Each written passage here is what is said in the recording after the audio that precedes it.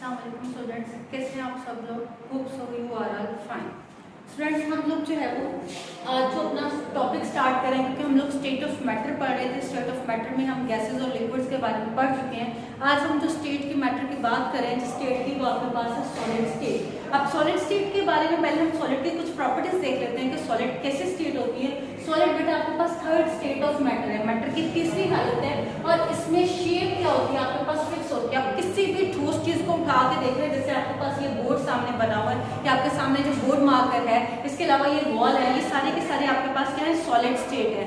आपकी बुक है वो आपके पास एक सॉलिड है, आपका पेन है वो आपके पास एक सॉलिड है, आपका सेल फोन है वो आपके पास एक सॉलिड है। तो सॉलिड्स की शेप जो होती है वो फिक्स होती है। आप ऐसे तो नहीं है कि आप सॉलिड को किसी चीज में रख के कहें कि हम उसकी शेप चेंज कर देंगे, नहीं हो सकती, क्योंकि सॉलिड की शेप क्या होती है? फिक्स होती है। उनका जो वजन होता है, उनका जो एरिया होता है, सपोज आप कहें मैंने अपना मोबाइल फोन जो है सपोज इतने साइज का है, आपने इसको किसी बड़ी जगह पे रखा कि ये बड़ा हो जाए, तो क्या वो बड़ा हो जाएगा? नहीं होगा, क्योंकि उसका वॉल्यूम क्या है? फिक्स है।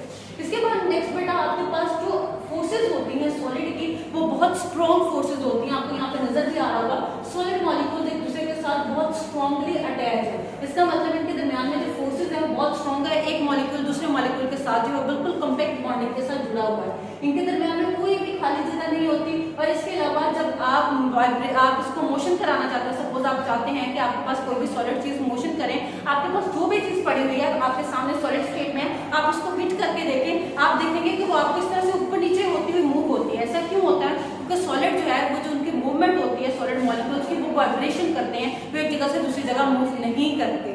ठीक है, तो अब आपने ये कुछ जो है वो मैटर की प्रॉपर्टीज देख ली। अब नेक्स्ट हम इसकी कुछ मजीद प्रॉपर्टीज को डिस्कस करते हैं। तो सबसे पहली प्रॉपर्टी हमारे पास आती है मेल्टिंग पॉइंट। मेल्टिंग पॉइंट क्या होता है? किसी चीज का मेल्ट हो जाना। सपोज आपने कोई भी चीज जो है वो आपके पास सॉलिड स्टेट में थी, आपने इसको गर्म करने के लिए रख दिया। ऐसा तो नहीं होता आपने उसको गर्म करने के लिए रखा, वो फौरन से वहां पे मेल्ट होगी, नहीं, ऐसा नहीं होता। कुछ टाइम लगता है, तब जाके वो वहां पे आप उसको हीट देते हैं कंटिन्यूसली, पर जाके वो वहां पे मेल्ट होती है। तो वो कैसे मेल्ट होती है? आपने देखा सॉलिड जो है, सॉलिड के मॉलिक्यूल्स एक दूसरे के साथ बहुत कॉम्पैक्ट बॉन्डिंग के साथ जुड़े हुए होते हैं। तो सबसे पहले वो जो हीट इस्तेमाल होती है वो मॉलिक्यूल्स को एक दूसरे से अलग अलग कर रही होती है। ठीक है, मॉलिक्यूल्स पहले एक जगह पे, जैसे उनको हीट मिलती है, मॉलिक्यूल वाइब्रेशन करते हैं, वाइब्रेशन करते हैं, वो अपनी जगह से आगे पीछे हो रहे होते हैं। जब आप उनको कंटिन्यूसली हीट करते रहते हैं, वो वाइब्रेशन इतनी ज्यादा हो जाती है कि वो मॉलिक्यूल एक दूसरे से अलग होकर इधर उधर मूव करना शुरू कर देते हैं। जब वो अपनी वाइब्रेशन स्टेट से जो है वो प्रॉपर मूवमेंट शुरू कर देते हैं, यानी बजाय एक ही जगह पे हिलने के, वो क्या हो जाती है? प्रॉपर उनकी मूवमेंट स्टार्ट हो जाती है।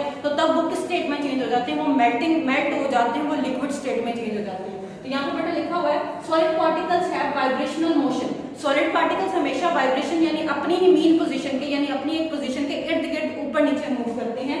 जब आप उनको हीट करते हैं तो वो क्या करते हैं? अपनी मीन पोजीशन के इर्द गिर्द हीट जो है मूव करेंगे। जब आप उसको मजीद हीट करते रहते हैं तो एक स्टेज आती है जब मॉलिक्यूल्स जो है वो प्रॉपरली मूव करना स्टार्ट कर देते हैं, यानी बजाय वाइब्रेशन करने के पहले वो अपनी एक जगह पे हिल रहे थे। सपोज ये सॉलिड स्टेट है, वो पहले ऊपर नीचे हो रहे थे।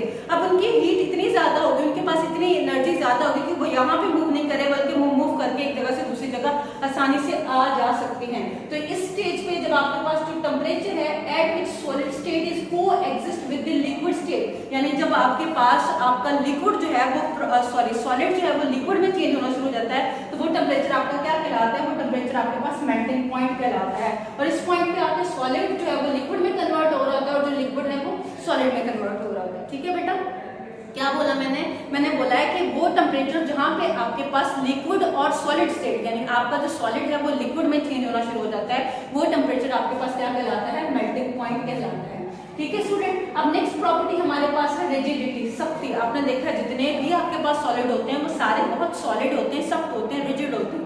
वो क्यों सख्त होते हैं? तो यहाँ पे लिखा हुआ है कि एक तो मॉलिक्यूल्स होते हैं वो मूव नहीं करते, क्योंकि वो एक दूसरे के साथ बहुत स्ट्रांगली जुड़े हुए होते हैं। जब उनकी मूवमेंट नहीं होती, क्यों मूवमेंट नहीं होती? क्योंकि इनके दरमियान में इंटरमॉलिक्यूलर फोर्सेस बहुत ज्यादा स्ट्रांग होती हैं। तो due to strong intermolecular forces they do not move. जब वो मूव नहीं करते तो हम बोलते हैं सॉलिड आपके पास क्या होते हैं? रिजिड होते हैं। तो आइए स्टूडेंट नेक्स्ट प्रॉपर्टी की तरफ चलते हैं, जो आपके पास डेंसिटी लिखा हुआ है। डेंसिटी को हम लिक्विड में भी पढ़ चुके हैं। तो डेंसिटी बेसिकली आपके पास क्या होता है कि एक यूनिट वॉल्यूम में कितना मैस है।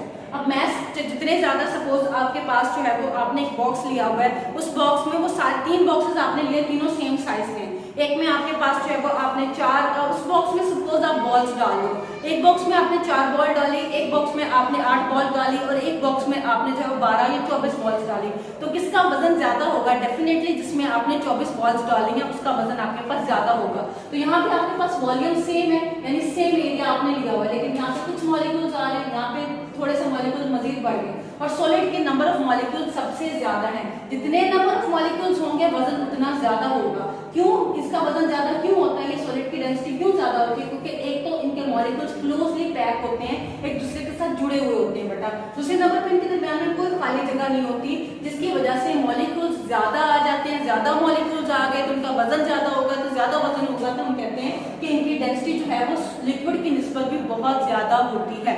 तो अगर कंपैरिजन किया जाए, गैस की डेंसिटी यानी गैस का वजन सबसे कम, उससे ज्यादा वजन होता है लिक्विड का, और सबसे ज्यादा वजन किसका होता है? सॉलिड का होता है। ठीक है बेटा, उसमें एग्जांपल आपको दी गई है एल्यूमिनियम की, कि अगर आप एल्यूमिनियम लेते हैं तो एल्यूमिनियम के 1 सेंटीमीटर जो पीस है उसका जो वजन होता है वो कितना होता है? 2.70 ग्राम होता है। ठीक है बेटा, अब हम आ जाते हैं नेक्स्ट टॉपिक की तरफ जो आपके पास है types of solid. Types of solid basically किस बेस पे बताया गया है? जनरल अपीयरेंस के, आपके पास सॉलिड किस तरह का नजर आता है। बेसिकली आपके पास सॉलिड जो है वो 2 तरह की अपीयरेंस शो करता है। एक आपके पास होता है क्रिस्टलाइन सॉलिड। क्रिस्टलाइन जैसे उसके नाम से पता चल रहा है, क्रिस्टल जो चीज बहुत ही क्लियर नजर आ रही होती है, आपको बहुत साफ सुथरी उसके एजेस नजर आ रहे होते हैं, आपको उसकी साइड्स नजर आ रही होती हैं, तो आपके पास क्रिस्टल होता है। ठीक है, तो यहाँ पे क्रिस्टलाइन सॉलिड और अमॉर्फस सॉलिड 2 टाइप बताए गए हैं। तो बेटा क्रिस्टलाइन सॉलिड ऐसा सॉलिड होगा जिसमें मॉलिक्यूल्स की अरेंजमेंट क्या होगी? रेगुलर होगी, यानी एक तरतीब के साथ होगी। जिस तरह से आपके सामने एक स्ट्रक्चर ड्रा किया गया है, यहाँ पे आपको नजर आ रहा है कि कॉर्नर्स पे आपके पास कुछ आयंस जो है वो मौजूद है, और इस तरह से कुछ आयंस जो है वो दरमियान में आ रहे हैं, तो आपको प्रॉपर यहाँ पे एटम्स की अरेंजमेंट जो है वो नजर आ रही है। तो जिसमें आपके पास रेगुलर अरेंजमेंट होगी वो आपके पास सॉलिड कैसा सॉलिड होगा? वो आपके पास क्रिस्टलाइन सॉलिड होगा। जिसके एग्जांपल्स में आपने डायमंड का स्ट्रक्चर देना है कि डायमंड जो होता है वो प्रॉपर्ली टेट्राहेड्रल अरेंज होता है। टेट्राहेड्रल अरेंजमेंट होती है, वहां पे मजीद कार्बन इसके साथ आके अटैच होते रहते हैं और यूं आपके पास स्ट्रक्चर मजीद इंक्रीज होता रहता है। इस तरह से सोडियम क्लोराइड की यूनिट सेल आपके सामने ड्रा किया गया है, ये भी आपको एक रेगुलर पैटर्न के साथ नजर आ रहा है। ठीक है, सेकंड बेटा आपके पास जितने भी क्रिस्टलाइन सॉलिड होंगे उनके डेफिनेट एंगल्स होंगे। आपको यहाँ पे एंगल नजर आ रहा है कि इनके दरमियान में कितना कितना एंगल बनेगा। उनके जो फेसेस होते हैं, यानी आपको इनकी साइड्स नजर आ रही है, फ्रंट साइड कौन सी है, बैक साइड कौन सी है, और इसके अलावा इनकी सरफेस होती है वो भी बिल्कुल क्या होती है? आपके पास एक प्लेन सरफेस आ रही होती है। ठीक है, तो ये प्रॉपर्टीज होगी। और इसके अलावा जब भी आप किसी भी जो है वो क्रिस्टलाइन सॉलिड को गर्म करते हैं या आप इसको मेल्ट करने के लिए रखते हैं, एक प्रॉपर टेम्परेचर होता है जिसपे सारे का सारा सॉलिड जो है वो मेल्ट होना शुरू हो जाता है। तो इसलिए हम बोलते हैं कि आपके पास इसके मेल्टिंग और बॉइलिंग पॉइंट क्या होते हैं? शार्प होते हैं, यानी एक पॉइंट पे आके सारे का सारा सॉलिड जो है वो क्या हो जाएगा? आपके पास मेल्ट हो जाएगा। नेक्स्ट बेटा आ जाते हैं एमॉर्फस सॉलिड की तरफ। एमॉर्फस जो वर्ड है बेसिकली यहाँ पे 2 वर्ड से मिलकर बना है, ए और मॉर्फस। ए मीन्स होता है विदाउट और मॉर्फस मीन होता है शेप, यानी एमॉर्फस सॉलिड ऐसे सॉलिड्स होते हैं जिनकी कोई प्रॉपर शेप नहीं होती, वो विदाउट शेप होती है। तो इसकी डेफिनेशन जब हम करेंगे, solid in which particles are not regularly arrange, इनमें जो अरेंजमेंट है वो तरतीब के साथ नहीं की गई होगी, इसी वजह से हम इसको विदाउट शेप भी बोल रहे होते हैं। आपको यहाँ पे कुछ एटम्स नजर आ रहे हैं, देखिए उन एटम्स की तरतीब आपको कुछ नजर आ रही है, कोई तरतीब नहीं है। तो crystalline solid basically amorphous solid basically आपके पास इस शेप में जो है वो पाई जाती है। इसके एग्जांपल में आपके पास रबर आ जाती है और प्लास्टिक्स आ जाती है। जब इनकी अरेंजमेंट आपके पास प्रॉपर नहीं होती तो इनके मेल्टिंग और बॉइलिंग पॉइंट भी आपके पास फिक्स नहीं होते। सपोज आप प्लास्टिक को अगर गर्म करते हो ना, तो आपने देखा होगा प्लास्टिक का जो सिरा हीट के नजदीक होता है वो पहले मेल्ट हो जाता है, ऊपर वाली साइड वैसे की वैसी रहती है। तो इसका मतलब है कि वो एक फिक्स पॉइंट पे आके आपके पास मेल्ट नहीं हो रहे। ठीक है, अगर आपको डिफरेंशिएट आ जाता है तो आपने एग्जाम्पल्स और ये पॉइंट्स जो है यहाँ पे मेंशन कर दिए। अब हम जाते हैं नेक्स्ट प्रॉपर्टी की तरफ जो आपके पास है एलोट्रॉपी। किसी भी एक एलिमेंट का, सपोज आपके पास कार्बन है, कार्बन आपके पास बहुत सारी फॉर्म में पाया जाता है। कार्बन आपके पास ग्रेफाइट जो आपके लेड पेंसिल का सिक्का होता है वो आपके पास कार्बन शेप है, कोयला जो है वो आपके पास जो है वो एक शेप है कार्बन की, और इसी तरह से आपके पास डायमंड भी कार्बन की एक टाइप है।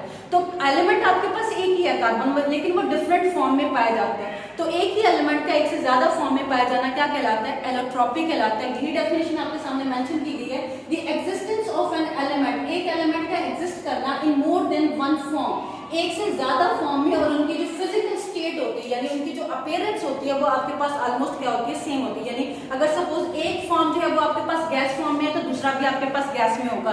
अगर एक सॉलिड फॉर्म में है तो दूसरी फॉर्म जो उसकी एग्जिस्ट कर रही होगी वो भी आपके पास सॉलिड फॉर्म में एग्जिस्ट कर रही होगी। अब इसकी एग्जांपल आपके सामने कोड की गई है बेटा, ऑक्सीजन और O3। ऑक्सीजन आपके पास गैस है जो O2 जिसमें दो एटम आपस में जो है वो जुड़े हुए होते हैं, और नेक्स्ट मैंने O3 लिखा है जिसमें तीन ऑक्सीजन के एटम जो है वो एक दूसरे के साथ अटैच होते हैं। तो यहाँ पे जो चेंजिंग आई है वो किसकी वजह से आई है? नंबर ऑफ एटम्स की वजह से आई है। नंबर ऑफ एटम्स चेंज हुए तो आपके पास एटम की जो स्टेट थी, एलिमेंट की जो स्टेट थी वो क्या होगी? चेंज होगी। तो एक एलोट्रॉपी जो होती है वो किस वजह से होती है? नंबर ऑफ एटम्स की वजह से होती है। और सेकंड किस वजह से हो सकती है? Different arrangement of atom. जब एटम से आप डिफरेंट अरेंजमेंट के साथ खुद को अरेंज करेंगे तो भी आपके पास एलिमेंट की जो स्टेट है वो चेंज हो जाएगी। सपोज आपके पास सल्फर 8 यहाँ पे लिखा गया है। सल्फर 8 जो है वो आपके पास रोम्बिक फॉर्म में भी पाया जाता है और मोनोक्लिनिक फॉर्म में भी पाया जाता है। अब क्यों? किस टेम्परेचर? एक टेम्परेचर है मैक्सिमम टेम्परेचर जहाँ पे आके आपके पास वो जो रोम्बिक स्टेट है वहां पे एटम खुद की जो अरेंजमेंट है वो चेंज कर लेते हैं और वो इस फॉर्म से आपके पास मोनोक्लिनिक फॉर्म में चेंज हो जाती हैं। और दूसरी इंपॉर्टेंट बात बेटा, आपके पास जितनी भी एलोट्रॉप्स फॉर्म आएंगे उनकी फिजिकल प्रॉपर्टीज डिफरेंट होती हैं, जबकि उनकी केमिकल प्रॉपर्टीज क्या होती हैं? सेम होती हैं। केमिकल प्रॉपर्टीज बेसिकली डिपेंड करती हैं आपके पास किसी भी एलिमेंट के एटॉमिक नंबर पे या उसके जो है वो नंबर ऑफ एटम्स पे। तो नंबर ऑफ एटम्स ऑलमोस्ट आपके पास सेम होते हैं, तो जिसकी वजह से आपके पास केमिकल प्रॉपर्टीज जो है वो सेम रहती हैं। ओके स्टूडेंट, तो अब हमारे पास सॉलिड की लास्ट वन प्रॉपर्टी है ट्रांजिशन टेम्परेचर। बहुत इंपॉर्टेंट शॉर्ट क्वेश्चन है। ट्रांजिशन मींस होता है चेंज। तो ये बेसिकली आपके पास वो टेम्परेचर होगा जहां पे आपके पास कोई भी सॉलिड एक स्टेट से दूसरी स्टेट में चेंज हो रहा होगा या एक फॉर्म से दूसरी फॉर्म में चेंज हो रहा होगा। डेफिनेशन भी आपके सामने लिखी गई है, the temperature at which one allotropic form change into another allotropic form. यानी कोई भी जो एलिमेंट है वो अपनी एक स्टेट से दूसरी स्टेट में या एक फॉर्म से दूसरी फॉर्म में चेंज होता है, उस टेम्परेचर को हम क्या बोल रहे होते हैं? ट्रांजिशन टेम्परेचर, क्योंकि वहां पे आपके पास चेंज हो रहा होता है। तो यहाँ पे बेसिकली आपके पास एग्जांपल दी गई है फास्फोरस P4 की, और नेक्स्ट एग्जांपल है आपके पास वो भी फास्फोरस है। फर्स्ट वाला फास्फोरस जो है वो रेड फास्फोरस की एग्जांपल दी गई है। 250 डिग्री सेल्सियस पे जब आप इसको गर्म करते हैं तो ये जो है वो आपके पास ये आपके पास व्हाइट फास्फोरस है P4, और जब आप इसको गर्म करते हैं 250 डिग्री सेल्सियस पे तो ये फास्फोरस रेड में चेंज हो जाता है। जो फास्फोरस व्हाइट है ये आपके पास रिएक्टिव होता है, बहुत ज्यादा पॉइजनस होता है, और जो फास्फोरस रेड है बेटा ये नॉन पॉइजनस होता है, यानी ज्यादा जहरीला नहीं होता, और इसके अलावा इसका रिएक्शन जो है वो भी ज्यादा नहीं हो रहे होते।